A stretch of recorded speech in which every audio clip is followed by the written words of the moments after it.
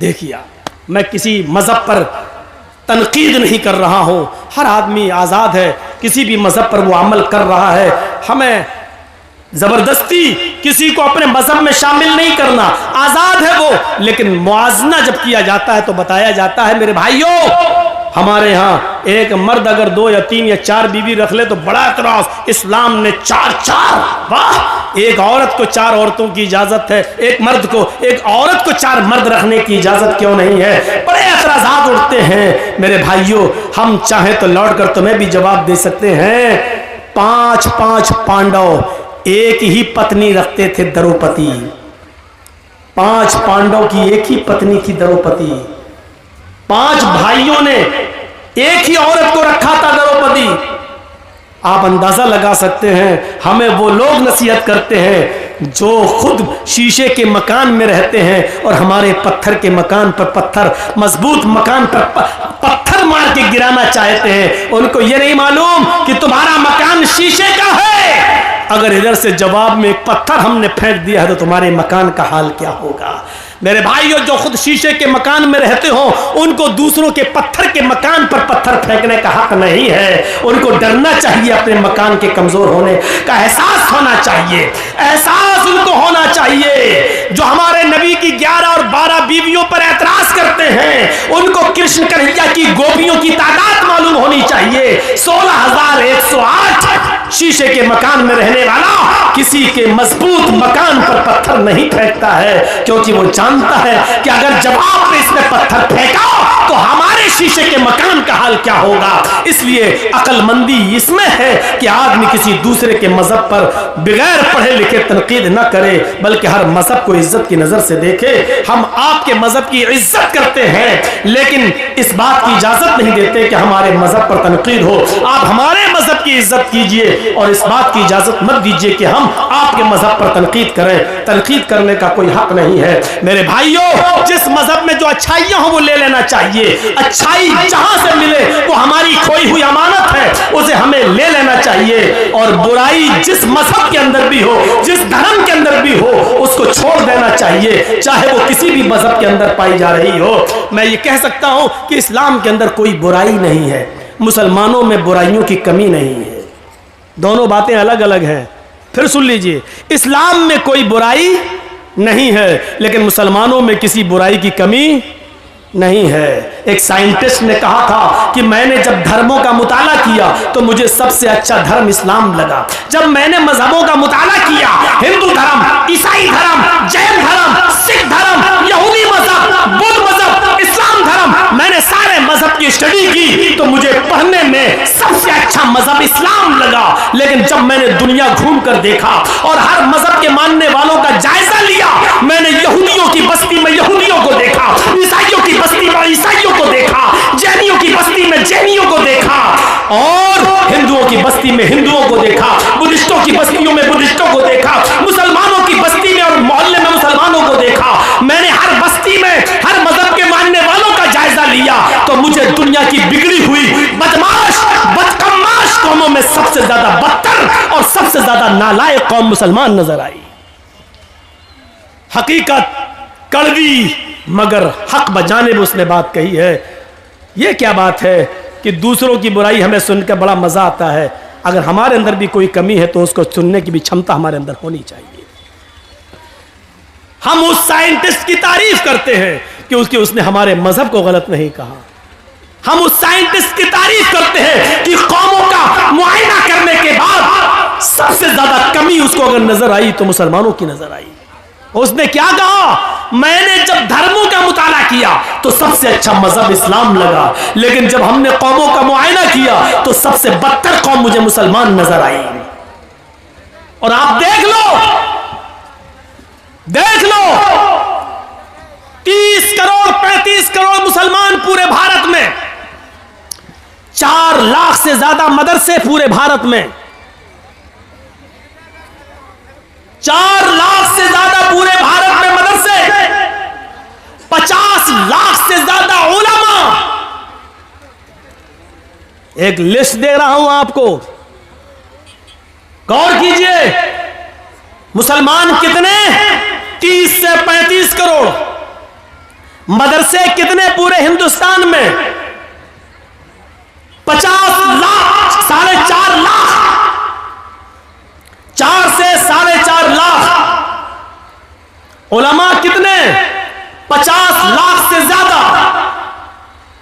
इतने मदरसे, इतने उलमा, इतनी बड़ी तादाद मुसलमानों की। मस्जिदें भी मेरे भाइयों मदरसों से कम नहीं, 5 से 6 लाख मस्जिदें पूरे हिंदुस्तान के अंदर। लेकिन नमाजियों की तादाद पर आप गौर करेंगे तो सिर्फ 2%। मस्जिदों में नमाज पढ़ने वालों की संख्या 2%। 100 में सिर्फ 2 आदमी, 2 मुसलमान। गौर कर रहे हैं, 30 से 35 करोड़ मुसलमान, 4 से 4.5 लाख मदरसे, 5 से 6 लाख मस्जिदें, 50 से 60 लाख उलमा। इतनी बड़ी तादाद के होने के बावजूद मस्जिदों में नमाज पढ़ने वालों का परसेंट 2%, जुमे में 5%, ईद और बकरीद रमजान में 10%, थोड़ा सा बढ़ जाते हैं। ईद और बकरीद में यह तादाद बढ़ के 15 और 20%। ये 80% कहां गए? और 5 वक्त होने वाली नमाज में 98% मुसलमान कहां? यह मुहासिबा कौन करेगा? यह हिसाब कौन करेगा? तुम अपने बच्चों से उनकी पढ़ाई लिखाई का हिसाब नहीं कर पाते हो, नमाज और रोजे का हिसाब क्या करोगे? अल्लाह के रसूल ने हिसाब किताब बताया था, जब तुम्हारा बच्चा 7 साल का हो तो नमाज पढ़ने का हुक्म दो। ना पढ़े कोई बात नहीं, कभी पढ़ेगा कभी छोड़ेगा, लेकिन 10 साल का हो तो मार मार के नमाज पढ़ने ले जाओ। अगर नहीं पढ़ता तो मारो। नबी ने तरीका बताया था, नमाज पढ़ने के लिए आदत डलवाई थी और 10 साल के बाद मारने का हुक्म दिया था। लेकिन जब बाप ही नमाज नहीं पढ़ता तो वो अपने बच्चे को क्या मारेगा? हम तसव्वुर करें, गुस्सा आता है। मैं ये नहीं कहूंगा कि गुस्सा नहीं आना चाहिए, गुस्सा जिंदों को आता है, मुर्दों को नहीं। गुस्सा जिंदों को आता है, मुर्दों को नहीं। मैं बिल्कुल नहीं कहूंगा कि तुम्हें गुस्सा नहीं आना चाहिए, गुस्सा आना चाहिए। लेकिन गुस्सा कब आना चाहिए? कब? जब कोई जय श्री राम का नारा लगाए तो उसके जवाब में तुम अल्लाहू अकबर का नहीं। गुस्सा तब आना चाहिए जब आप अपने बेटे के हाथ में शराब की बोतल देखें। गुस्सा तब आना चाहिए जब रात के 12 बजे आपकी जवान बेटी बिस्तर पर लिहाफ और रजाई के अंदर मोबाइल चला रही है और फेसबुक चला रही है, एंड्रॉइड मोबाइल इस्तेमाल कर रही है। आपको गुस्सा आना चाहिए। आपको गुस्सा आना चाहिए कि आपकी बीवी पूरे दिन बाजार में शॉपिंग करती रही और शाम को घर आई। आपको गुस्सा आना चाहिए कि बेपर्दगी के साथ वो घर से निकली तो किसकी इजाजत लेके गई। आपको गुस्सा आना चाहिए कि आपकी बेटी स्कूल जाती है तो किसके साथ जाती है और किसके साथ आती है। उसके आने और ले जाने के लिए कौन, आपने किसको मुतय्यन किया है। अकेले अगर जाती है या मोहल्ले की चंद सहेलियों के साथ जाती है तो आपको उन मोहल्ले और गांव की चंद सहेलियों पर एतबार कैसे है? क्योंकि सहेलियां एक दूसरे की सहेली होती है। तुम मेरी मत कहना, मैं तुम्हारी नहीं कहूंगी। तुम अपने बॉयफ्रेंड के साथ जाओ, हम अपने बॉयफ्रेंड के साथ जाते हैं और घर जब पहुंचेंगे तो हम लोग एक साथ हो लेंगे। तुम हमें फला जगह पे मिल जाना। आपने अपनी बेटी को गांव की चंद लड़कियों के साथ स्कूल जाने की इजाजत कैसे दे दी? और दे दी तो आपने उसका पीछा करके कभी देखा? कभी आपने पूछा कि स्कूल से ये लड़की कितने बजे गई, हमारे घर पे कब पहुंचती है? ये हिसाब किताब कौन करेगा? मुसलमानों, तुम हिसाब किताब करने वाली कौम हो। तुम बच्चों के लिए अगर बाप हो तो अपने बच्चों का हिसाब लो, शौहर हो तो अपनी बीवी का हिसाब लो, अगर भाई हो तो अपनी बहन का मुहासिबा करो। मुहासिबा जिंदे करते हैं, मुर्दों से हिसाब नहीं लिया जाता है। हिसाब जिंदों से तलब किया जाता है, मुर्दों से नहीं। तुम जिंदा कौम हो, हम तुमसे हिसाब ले सकते हैं। ये मदरसे में कितना चंदा हुआ है आपने दिया है, आप हिसाब लो मदरसा कमेटी से। मदरसे कमेटी के लोगों को बुरा नहीं मानना चाहिए, क्योंकि एक एक रुपया आपकी अमानत है। है आपके बच्चों पर ही खर्च होगा। इसलिए हिसाब जिंदे लेते हैं, हिसाब जिंदे देते हैं। हजरत उमर जब मिंबर पे खड़े हुए और नई कमीज पहनकर खुतबा देने लगे तो एक नौजवान उठा और कहने लगा, उमर खुतबा देना बंद कर, तकरीर करना बंद कर, खुतबा नहीं देने दूंगा। हजरत उमर ने कहा क्यों, वजह क्या है? कहा पहले इस बात का हिसाब दो, ये नया कुर्ता तुम्हारे पास कहां से आया? तुम्हारी तनख्वाह बैतुल माल से इतनी नहीं है कि तुम नई कमीज सिला सको, आज नया कुर्ता तुम्हारे पास कहां से आया? हजरत उमर कहने लगे कि इसकी सफाई मेरा बेटा देगा। हजरत उमर फारूक का बेटा उठता है, सफाई पेश करता है कि बैतुल माल में जो चादरें आई थी वो सारे मुसलमानों में तकसीम होना थी। एक एक चादर सबको मिली, मेरे बाप को भी एक चादर मिली, मेरे बाप ने उसी चादर की कमीज बनवा ली है। नौजवान खड़ा होता और कहता अमीरुल मोमिनीन, एक एक चादर सबको मिली थी, मुझे भी मिली थी। मैं दर्जी के पास गया था, टेलर के पास गया था, मैंने अपना माप दिया, उस चादर में मेरी कमीज नहीं बनी। तुम तो हमसे ज्यादा लंबे हो, हमसे ज्यादा चौड़े हो, हमसे ज्यादा लंबे चौड़े हो और मोटे तंदुरुस्त भी हो, फिर तुम्हारी एक चादर में कमीज कैसे बन गई? उनके बेटे ने खड़े होकर जवाब दिया, नौजवान एक चादर मुझे भी मिली थी, सबको एक एक चादर मिली थी, मेरे बाप को भी मिली, मुझे भी मिली, सबको एक एक मिली तो उसमें मुझे भी मिली। मेरे बाप की अपनी चादर में जब कमीज नहीं बनी तो मैंने अपनी चादर भी अपने बाप को दे दी। मेरी और अपनी दोनों कमीजें मिलाकर मेरे बाप ने दोनों चादरें मिलाकर कमीज बना ली। नौजवान कहने लगा बैठ गया, अमीरुल मोमिनीन अब मुझे इत्मीनान हो गया, अब मैं सेटिस्फाई हो गया, अब आप खुतबा दीजिए। जिंदा लोग हिसाब लेते हैं और जिंदा लोग हिसाब देते हैं। ना हिसाब लेने पर गुस्सा होना चाहिए, ना हिसाब देने पर गुस्सा होना चाहिए। हिसाब जिंदे लेते हैं, हिसाब जिंदा देते हैं। गुस्सा जिंदों को आता है, मुर्दों को नहीं। हम नहीं कहते कि गुस्सा दबाओ, हम नहीं कहते कि गुस्से को तुम पी जाओ, हम कहते हैं गुस्सा उठाओ, गुस्सा उभारो, गुस्सा निकालो, भड़ास निकालो, लेकिन जायज जगह पर, नाजायज जगह पर नहीं। अल्लाह के नबी को भी गुस्सा आता था और गुस्सा इतना आता था कि आपकी आंखें सुर्ख हो जाती थी और ऐसा लगता था जैसे किसी ने अनार का रस, अनार का जूस किसी ने नबी अकरम की आंखों में डाल दिया हो।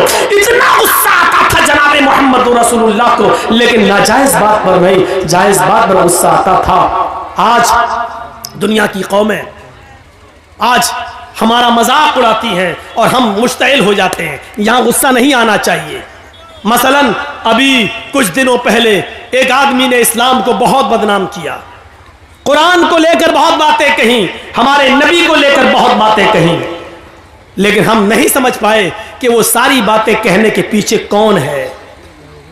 हम नहीं समझ पाए, वो बातें कह नहीं रहा, उससे कहलवाई जा रही हैं, और कौन कहलवा रहा है ये भी मैं जानता हूं, लेकिन हम ना नाम ले रहे हैं, ना आपको बताना चाहते हैं और ना नाम लेना चाहते हैं। जब तक आप इन चैनलों पर पाबंदी नहीं लगाएंगे, हमने नाम लेना बंद कर दिया है, क्योंकि इन चैनल वालों ने मुझे कहीं का नहीं छोड़ा है। मेरे ऊपर इतने केस करवाए हैं, इतने केस करवाए हैं कि मैं जिंदगी में कभी इनको माफ नहीं कर सकता हूं।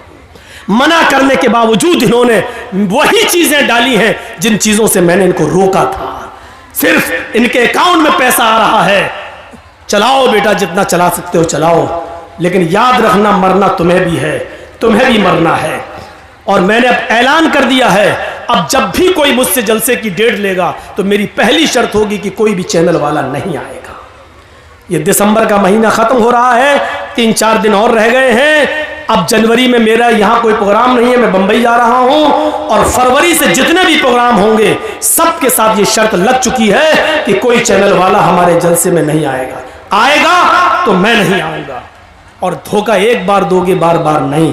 जिस जलसे में मैंने किसी चैनल वाले को देख लिया, मैं जिसको बुलाऊंगा, जो मेरे लिए अच्छा होगा और मेरे कहने के मुताबिक जो स्पीच जो देता उसको बस बुलाएंगे, किसी को नहीं बुलाएंगे। जो मेरे कहने पर चलेगा बस वही, और वो 1-2 आदमी है, इससे ज्यादा मैं किसी को इजाजत नहीं दूंगा। ये 1 फरवरी से मैं ये कानून नाफिज कर दिया हूं। दिसंबर तक चूंकि दे चुका था प्रोग्राम, इसलिए मैं किसी को रोक नहीं पाया। याद रखिए, आज तक आज की तारीख बता रहा हूं, अब तो 26 हो गई। 25 तारीख को ये जलसा रखा था हमारे मुखिया जी ने। 25 तारीख मैं बता रहा हूं आपको, मैं आपके बिस्तर पर लेटा हूं मुखिया जी के घर, और जी हिंदुस्तान में आज भी मेरे बारे में चलाया गया है। आज भी जी हिंदुस्तान मुझे दिखा रहा है, आज भी उसने यही बिहार और बंगाल की तकरीरों की कटिंग आज भी उसने पेश की है। मैंने तुम्हारा सुअरपना देख लिया है। मैं ये जुमला बोल रहा हूं, तुम्हारी आंखों में सुअर का बाल है। बहुत अच्छी तरीके से मैं समझ गया हूं। इन चैनल वालों को मैं कभी माफ नहीं करूंगा। मेरे भाइयों, तकलीफ दिल से होती है। मना करने के बावजूद इन्होंने वही हरामीपना दिखाया है, वही हरामीपना। मुझे इनके माँ बाप से पूछना पड़ेगा, ये तुम्हारी औलाद दिन में पैदा हुई थी कि रात में? तुम्हारी भी बात मानती है कि नहीं मानती है, ये मुझे पूछना पड़ेगा इनके माँ बाप से। लगता है ये जरूर रात में पैदा हुए होंगे, क्योंकि रात में पैदा होने वाली अक्सर औलाद नाफरमान। मैं कानून नहीं बता रहा हूं, ना कोई मौलाना कौन सी हदीस में आया है, मैं बता नहीं रहा हूं ना, आप ये पूछें, ये इनमें अक्सर रात में पैदा हुए होंगे। तो मेरे भाइयों, कहना तो बहुत कुछ चाहता हूं, लेकिन छोड़ देता हूं। गुस्सा तो बहुत है मेरे अंदर। फिर मैंने कहा था ना, गुस्सा जिंदों को आता है, मुर्दों को नहीं। मेरी इस बात को याद रखना। लेकिन वो गुस्सा अगर आया तो वो मेरा नाजायज गुस्सा हो जाएगा।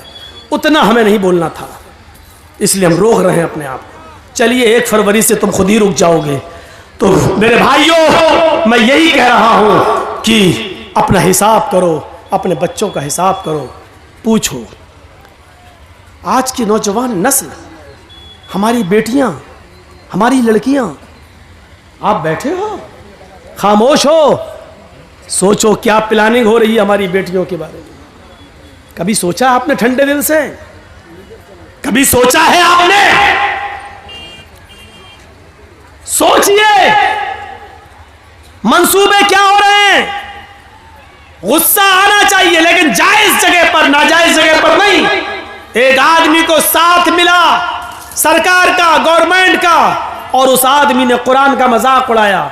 हमने उसको नंगा किया।